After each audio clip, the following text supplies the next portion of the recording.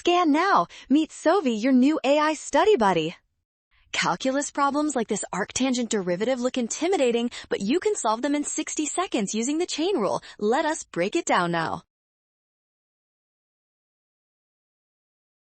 Start by applying the chain rule for arctangent. The derivative of arctan of u is 1 over 1 plus u squared multiplied by the derivative of the inner function u. Now differentiate the inner function, which is e to the negative 3x. The derivative of this exponential term is negative 3 times e to the negative 3x. Boom!